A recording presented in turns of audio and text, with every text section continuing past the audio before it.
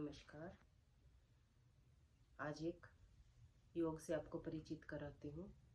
यदि आपको बार बार नज़ला होता है, एलर्जी की प्रॉब्लम है, जैसे ही सीजन चेंज होता है नज़ला हो जाता है और छींकें आती रहती हैं, बार बार जुकाम हो जाता है और लगातार छींकें आती हैं। जैसे किसी किसी को तो 100 से ऊपर भी छींकें लगातार चलती रहती हैं, नाक से पानी गिरता रहता है और ऐसे आंखों में भी पानी गिरता है और ऐसे लगता है जैसे नशा सा छाया रहता है। ऐसे ऐसे आंख रहती हैं, आंखें नहीं खुलती हैं किसी किसी की तो। और नज़ले की वजह से सिर दर्द भी हो जाता है। तो ऐसे में आप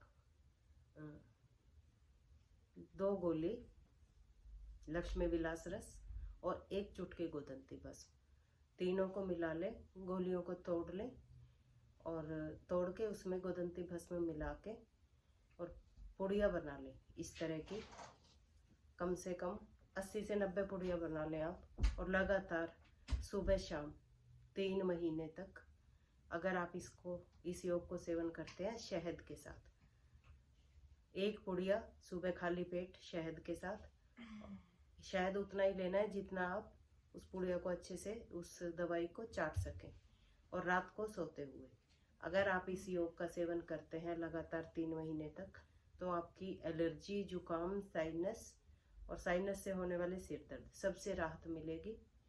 आप करके देखिए और लाभ उठाइए।